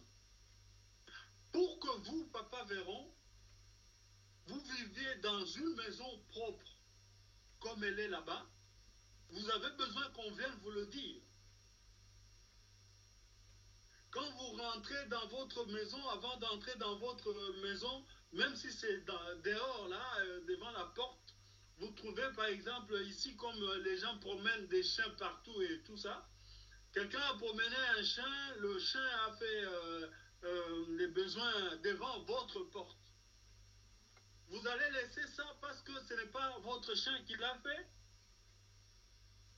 Vous allez laisser ça parce que vous n'étiez pas là quand le chien a déposé devant votre porte, votre propre porte. C'est l'attitude qu'a la population. Et vous croyez que en veillant à ces petites histoires-là, le Congo serait propre? Ou la question de la propriété, c'est d'abord une question qui demande des investissements publics au Congo. Non. Les investissements publics d'abord. C'est quand vous arrangez l'environnement que même l'homme lui-même se dira, je ne peux plus jeter un papier. Pourquoi nous on ne jette pas le papier dehors sur la rue ici? C'est parce que le gouvernement, c'est pas nous qui faisons des rues, de nos rues ici en Europe propres. C'est le gouvernement qui le fait. Et il y a des gens qui nettoient chaque jour. Il y a des gens qui nettoient. Non, je ne suis pas d'accord. Sauf que nous maintenant, puisque chaque matin quand on sort, on trouve que c'est propre, on a du mal à jeter un papier en bas. Donc moi je crois que ça c'est d'abord une affaire d'investissement pour rendre nos villes propres. Non, vous venez de dire que vous avez du mal.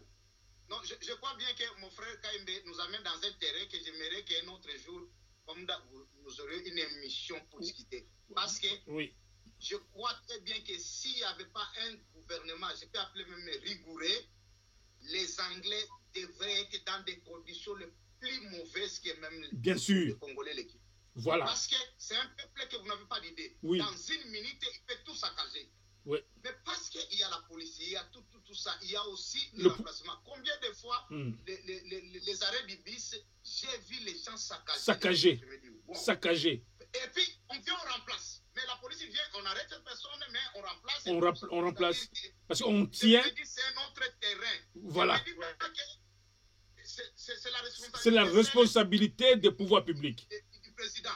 Mais le président doit impliquer. Parce que s'il veut tout d'abord au gouverneur, qu'est-ce que fait ce gouverneur-là? Il est responsable. Le gouverneur de la ville, il reçoit des taxes pour nettoyer la ville. Il ne l'a jamais nettoyé. Est-ce qu'il est nommé le président de la République? Non, il n'est pas nommé, mais le président peut constater en fait de renvoyer au niveau de l'Assemblée pour dire que non, mais celui que vous avez élu, il ne fait pas le travail. Non, vous allez loin. Une population consciente se leverait comme un seul homme pour faire chasser le gouverneur. Non, oui, il y a des mises. Oui. Une population consciente, elle va se dire que j'ai droit à vivre dans un environnement sain. Mais c'est quand même, je vous prends un exemple des marchés de Kinshasa. Le président est allé là et il ordonne, il dit, et puis devant le public, télévisé, il dit ça va commencer dans 2 ou 3 mois. Mais cette condition-là, vous demandez à la population d'aller assainir ce coin-là. Combien de manifestations de cette population-là vous avez vues? Vous les avez vus en train de manifester ou d'exprimer leur mécontentement? Non, mais il y a un temps où cette population se soulevait avec Étienne. C'est-à-dire qu'il fallait qu'il y ait quelqu'un, un leader, pour les faire soulever. Bien sûr. Pourquoi ils ne se soulèvent pas? C'est-à-dire qu'ils n'ont pas de leader. Voilà. Mais où est la faute de mais si le chef disait que la faute, je crois, c'est vous qui parlez, moi je suis juste un modérateur, oui.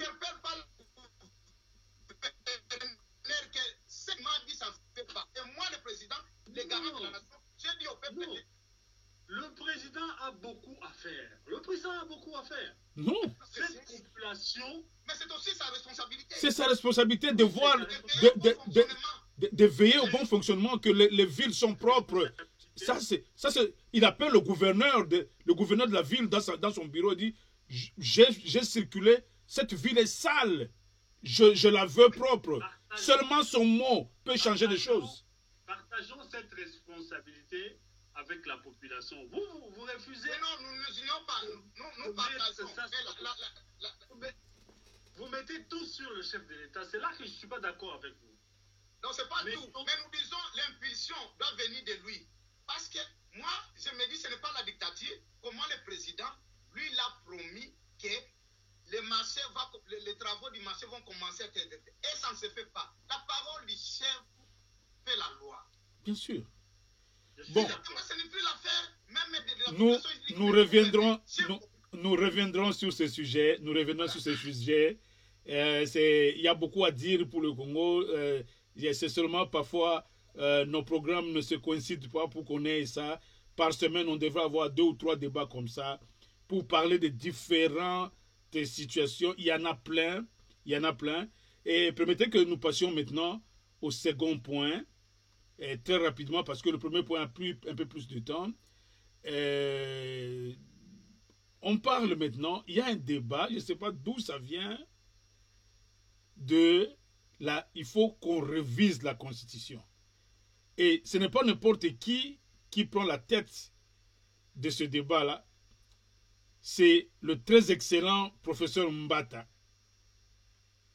le grand constitutionnaliste congolais.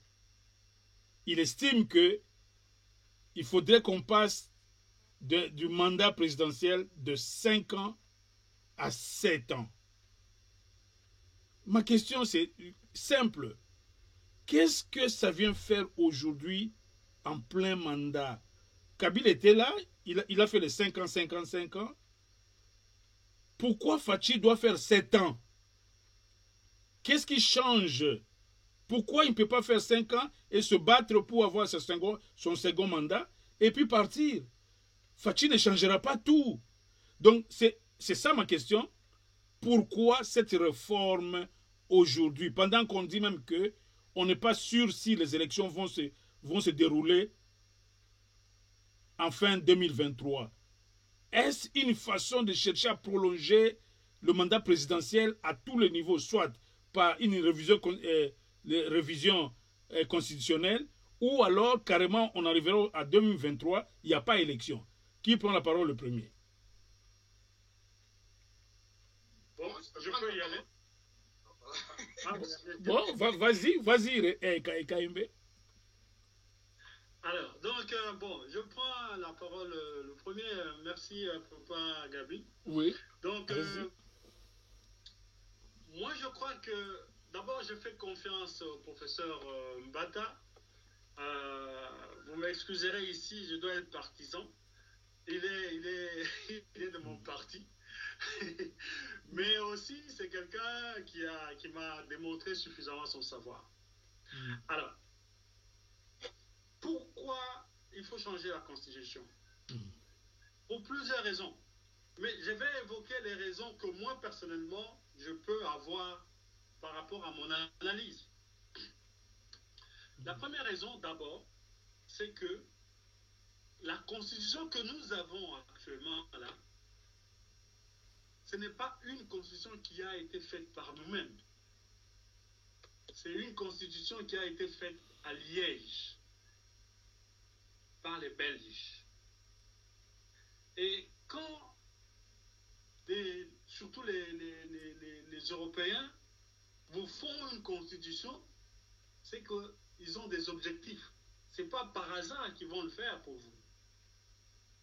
Et puis, c'est une Constitution qui a eu des antécédents, qui a amené les gens à Sun City. Vous le savez bien, à Sun City, on est allé là par rapport des négociations, on venait de la guerre, le pays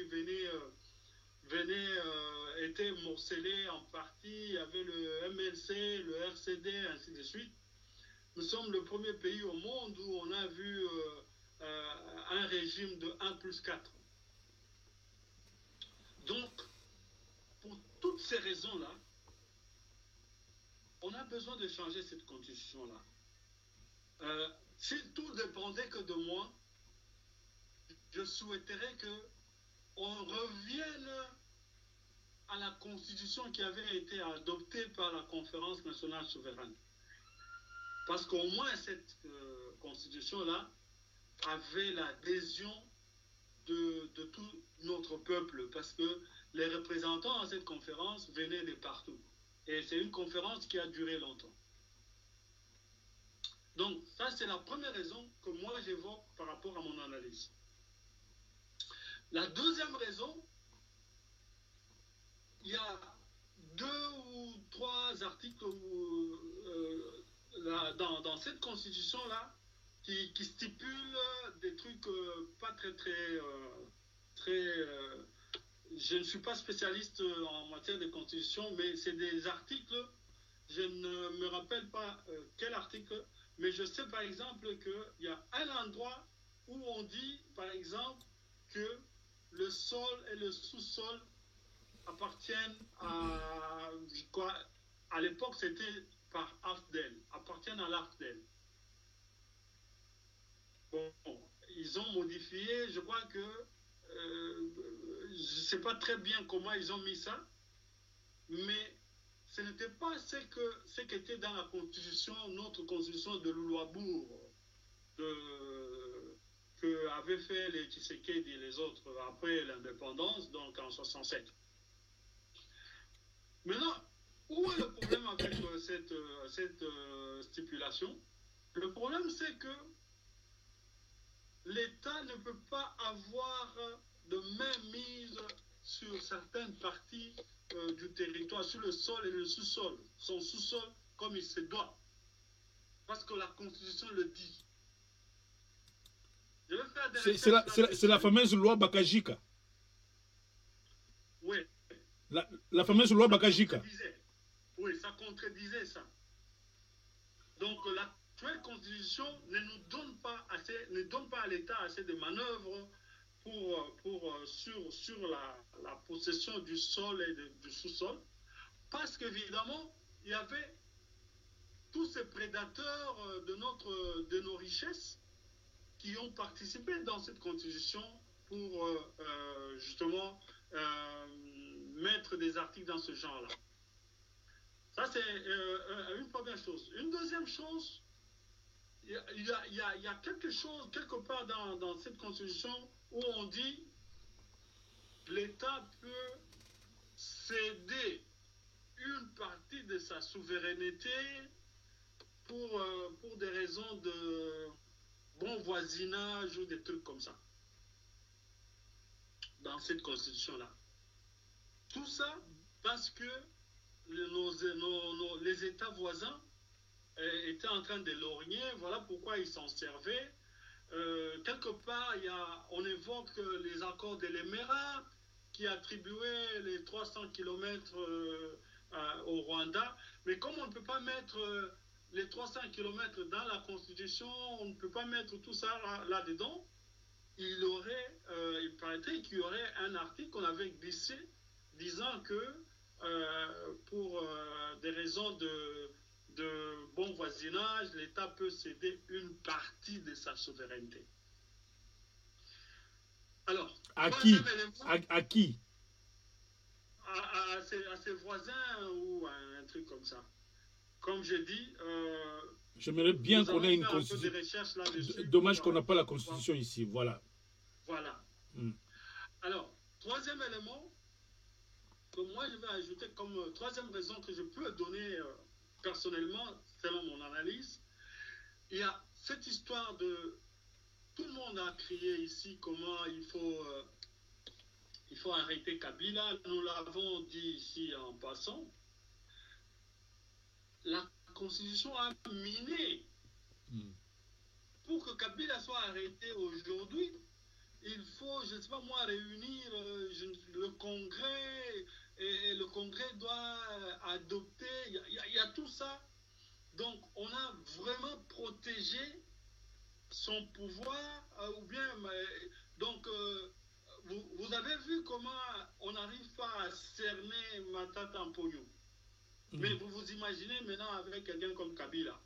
Avec cette constitution, on ne le mettra jamais en justice. D'accord avec vous. Là-bas, d'accord avec vous. D'accord avec vous que c'est une mauvaise constitution à cet égard-là. Tout à fait. Bon, maintenant, dernier élément, c'est toujours cette constitution ici qui permet de lui attribuer son sénateur à vie et son salaire de 680 000 dollars par mois. Tant qu'on ne change pas de constitution, on ne va pas arrêter ce salaire-là. Alors, bon, maintenant, pour des raisons partisanes, comme je suis du parti, nous disons que par rapport aux conditions dans lesquelles Fathi se retrouve au pouvoir et dans lesquelles il gouverne, pour nous considérons que nous sommes en train de passer une transition sans Kabila que tout le monde avait appelé de tous leurs vœux. Pourquoi ne pas arranger la constitution pour que enfin le premier mandat de Fathi commence? Voilà, je m'arrête un peu là pour passer la main à mon frère Kitoko. Oui, c'est vrai, vous avez évoqué certains éléments, certains arguments qui pourraient militer pour la révision de cette constitution, mais je ne sais pas si cela peut être possible, parce que là, vous êtes victime aujourd'hui, c'est ce que, avant de passer à M. Kitoko, c'est ce que justement lui disait. Vous avez besoin des réformes de ce genre, mais vous vous êtes entouré de tous les FCC, les PPRD, c'est eux qui sont majoritaires, notamment au Parlement. Mais qui va faire passer ces révisions, cette révision des privilèges sur les immunités des députés, les anciens dignitaires et de Kabila lui-même? Vous trouvez que c'est... Moi, je crois que c'est même impossible. Ça ne peut pas se faire dans ce mandat de Fathi parce que il a une majorité qui n'est pas la sienne, alors que lui nous avait dit que désormais, maintenant là, ça c'est mon parlement, j'ai ma majorité, je peux fonctionner. Donc ça signifie que déjà avec cette majorité, tout ce que vous avez dit là ne passera pas. Les privilèges de Kabila, les privilèges des sénateurs et autres, ça ne passera pas. Donc jusque-là, je ne trouve toujours pas la justification de cette révision, si ce n'est un privilège qu'on veut donner à Fathi d'avoir 2 ans supplémentaires. Monsieur Kitoko. Oui, merci beaucoup pour cette question, bien que je n'aimerais pas que nous prenions assez de temps parce que nos auditeurs risquent de trouver que c'est une longue émission et ils peuvent s'arrêter quelque part pour ne pas suivre tout ce que nous avons dit. Bien sûr. Je savais rebondir. Au fait, je cherchais même pendant que Papa Munda m'a glissé cela pour écouter là où professeur Mbata a dit. Je n'ai pas jusque-là suivi ce qu'il a dit parce qu'il y a une différence entre la révision constitutionnelle et les changements de la constitution. Parce que les changements, c'est-à-dire on met tout à côté. Et la révision constitutionnelle est constitutionnelle. La révision est constitutionnelle, ce que je voulais dire. Ah, ok. C'est-à-dire c'est permis. Et comme a dit mon frère Kaimbe, moi, quand quelqu'un a le savoir, bon, je suis de l'école de musée, je tombe directement d'accord avec quelqu'un qui me convainc avec son savoir. Et professeur Mbata n'est pas quelqu'un à qui... En fait, j'ai toujours suivi professeur Mbata, je ne sais pas si M. Kaimbe les a suivis. Professeur Mbata dit que c'est la meilleure constitution que nous ayons eue depuis l'indépendance. La constitution. Je le suis aussi. Et je ne sais pas, ce que j'ai dit, je vais suivre, parce qu'il n'a jamais, lui, proposé, d'après les émissions que... C'est quelqu'un que je prends du temps. Je ne suis pas quelqu'un qui suit les réseaux sociaux, mais je suis les gens qui j'estime que ça m'attire pour quelque chose. Il est toujours suivi. Lui dit que non, ça ne vaut pas la peine de changer la Constitution. Mais comme toute constitution, parce que c'est une œuvre humaine, on peut toujours amender, c'est-à-dire réviser. Et la constitution elle-même a prévu qu'on puisse réviser la constitution. Et c'est sur ce point que je me dis, je crois que mon frère KMB tentait peut-être peut-être que lorsqu'il va faire des recherches qui nous viennent avec des éléments, moi je crois qu'il est tenté de faire un peu d'erreur avec les accords de les maires et consorts, parce que la Constitution n'a jamais cédé une portion de notre terre à des gens pareils. Je crois que c'est ce que les gens disent. La Constitution, c'est peut-être au niveau d'interprétation de certains textes qui restaient, par exemple, quand le président termine son mandat, quand est-ce qu'il est réellement décidé, c'est ce que les Kabila s'accrochaient le 90 jours, même si c'est passé jusqu'à ce qu'il y ait notre président doit passer comme ça. Je crois que c'est là où il y a des lacunes. Mais je suivais même une des émissions là, Procès Mbata débattait avec Procès Njoli, et comme ça. Donc il était toujours cohérent, et disant que le premier tout d'abord, c'est disait que nous devons arriver tout d'abord à traduire cette constitution dans nos langues, parce que nous avons une constitution dans une langue qui n'est pas la nôtre, en français. Et en plus de cela, donc le peuple n'est pas éduqué. Voilà encore les responsabilités. Je suivais, c'est ce que j'ai dit encore à mon frère Kayembeke, c'est l'État, parce qu'il appartient au gouvernement de mettre les moyens pour chercher à vulgariser cette constitution, pour que les Congolais s'imprègnent. Bien sûr, tout le monde est censé connaître la loi, mais il faut lui donner les moyens, en fait, qu'il puisse connaître. Vous n'allez pas dire à un maman qui n'a pas fait des études, il dit que non, tu es censé connaître, sans qu'on puisse lui dire, même dans son dialecte, que voici de quoi il s'agit. Et moi, j'attends, si le Conseil Mbata a dit le changement de la Constitution, je dirais non, c'est pas le moment. Et puis, je ne pense pas, à mon avis, qu'il aurait dit. Mais il pouvait bien dire de la révision constitutionnelle. La révision constitutionnelle, la révision est constitutionnelle. C'est-à-dire, on peut le faire. Et même ajouter, même si je ne peux pas, d'accord, 2 ans de plus. Papa. Et Joseph Kabila avait introduit. Lui, d'ailleurs, je me dis, c'est là où je dis, même aux politiciens, je crois, mon frère, quand il m'était en tête, dit que non, nous sommes à mort, je me disais, mais de quel droit Kabila avait stoppé qu'il n'y ait pas de débat des candidats présidents, là où on devait les juger? Il a révisé la Constitution, les gens oublient. 2011, il a révisé. Parce qu'il était un monsieur qui n'est pas capable de parler devant le peuple, en fait, qu'on sache son idée, il a juste stoppé. Et tout le monde était d'accord. Je me dis, si c'était politicien, ça allait barber. Non, c'est ce jour-là, je disais que non, mais tu dois quitter. Parce que tu n'as rien à vendre. On ne peut pas, même si tu es savant, si tu ne parles pas, comment on saura que tu es une bonne? Donc, moi, si on doit réviser la Constitution, par exemple, pour que nous ayons que les candidats présidents, que moi je n'aime pas que quelqu'un, même s'il est expert, même s'il est intelligent, comment il doit nous convaincre devant ses pairs, dire que voici, je ferai comme ça, ça va départager les Congolais pour dire, l'autre m'a convaincu. Donc, même s'ils veulent ajouter les septennats et tout ça, il appartient aux politiciens, c'est une proposition. Le professeur Mbata, même s'il est professeur, il est aussi de l'UDPS, ils ont le pouvoir, ils ont besoin de les maintenir. Ce n'est pas pour les glissements, parce que les glissements, même si on doit réviser la Constitution pour ajouter les septennats, mais ça ne sera pas ce mandat ici. Les 2023, il doit y avoir élection. Là c'est politique. Mais ils doivent toujours proposer. Donc, même si ça vient de l'UDPS, c'est leur droit. Reconnaissons, c'est leur droit aussi de dire, nous voulons les septennats. Et s'ils ont la majorité, pour qu'ils acceptent ce changement, ça va passer. Moi, je n'ai pas un problème cela. Mon problème est que c'est au niveau du changement de la Constitution. Nous n'avons pas besoin de changement. Et j'ai suivi la plupart des professeurs constitutionnels.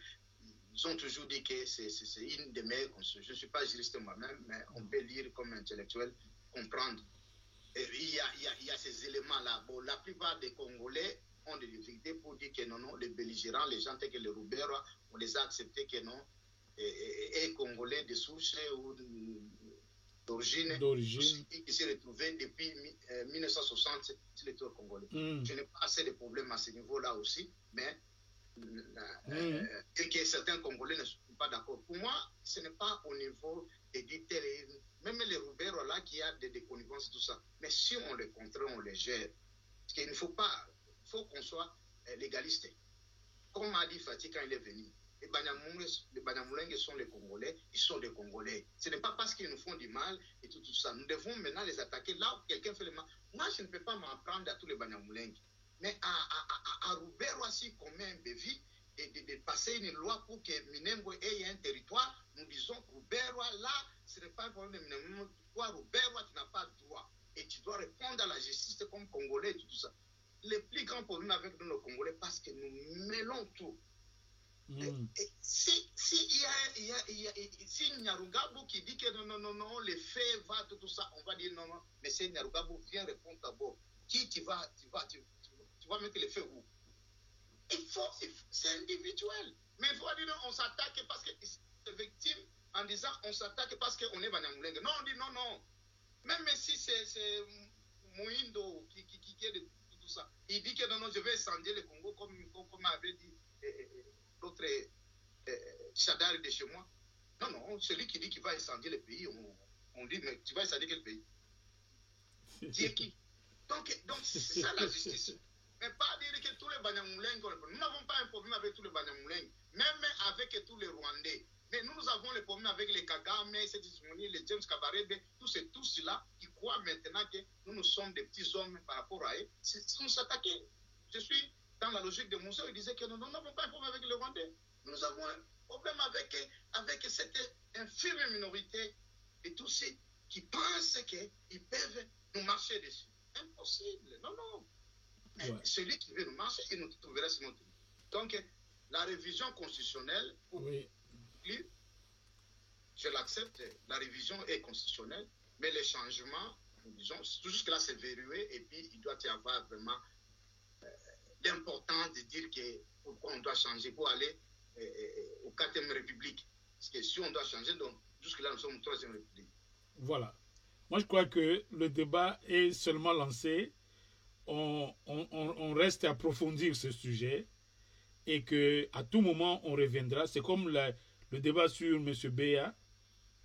Il est encore pendu. On pourrait revenir le jour où on estimera qu'on a maintenant de nouveaux éléments, où il y a peut-être une nouvelle communication de la présidence pour préciser les faits et tout. On pourra revenir. C'est comme cette question, ça ne fait que commencer.